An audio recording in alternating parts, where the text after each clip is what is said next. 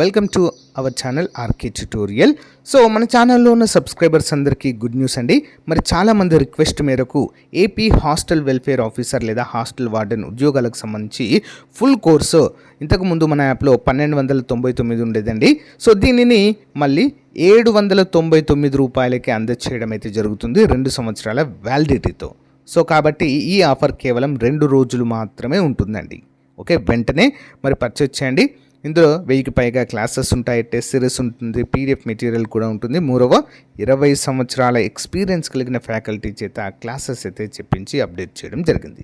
Just 799 2 years validity. దీంతో పాటుగా group 2 course కూడా 999 అయితే ఉందండి. ప్రజెంటు ఈ 2 రోజులు ఆఫర్ పెట్టాము. జస్ట్ 499కే ఇది కూడా అందజేస్తున్నాము 1 year వ్యాలిడిటీతో.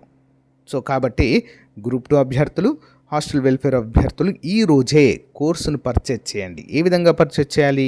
యాప్ లింక్ వీడియో డిస్క్రిప్షన్లో ఉంటుంది, డౌన్లోడ్ చేయండి. మీ మొబైల్ నెంబర్తో రిజిస్టర్ అయ్యి స్టోర్ ఆప్షన్లో కోర్సు ఉంటుంది, ముందు డెమో చూసి వెంటనే తీసుకోండి. లేదా ప్లే స్టోర్లోకి వెళ్ళి అక్కడ నుండి కూడా మన యాప్ డౌన్లోడ్ చేయవచ్చు, ఆర్కే ట్యుటోరియల్. ఓకేనా? 60,000కు పైగా అభ్యర్థులు డౌన్లోడ్ చేసి ప్రిపేర్ అవుతున్నటువంటి ప్రముఖమైన సంస్థ. ఓకేనా? All the best. Thank you. Hello everyone, welcome to RK tutorial.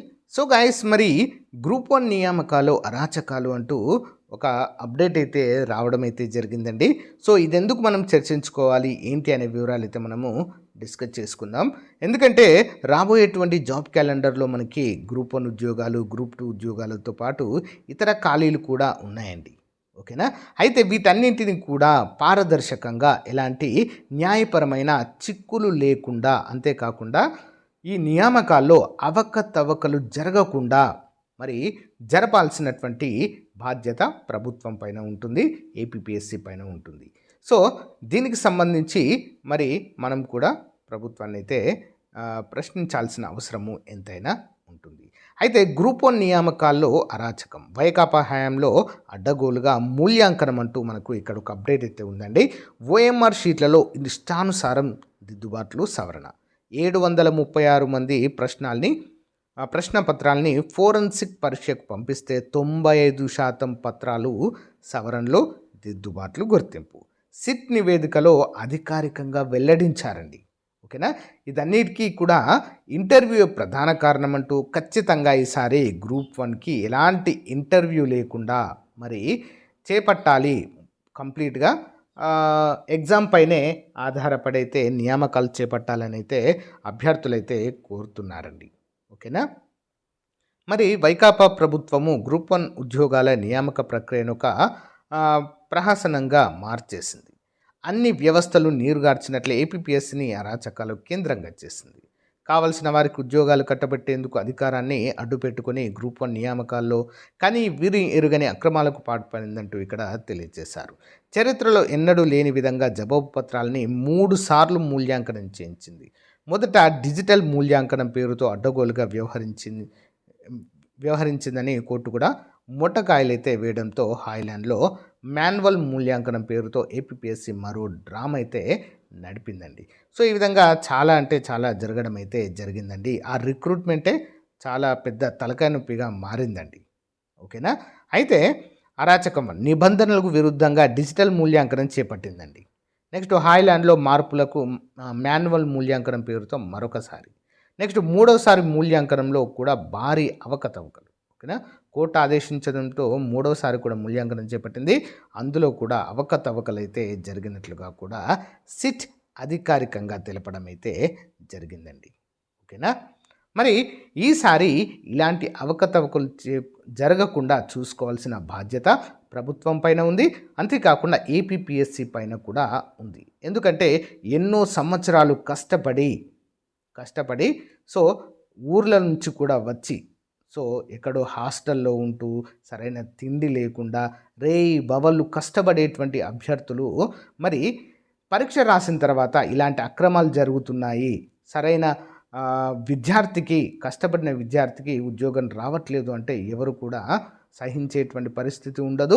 వారి కష్టానికి కూడా ప్రతిఫలం లేకుండా పోతుంది.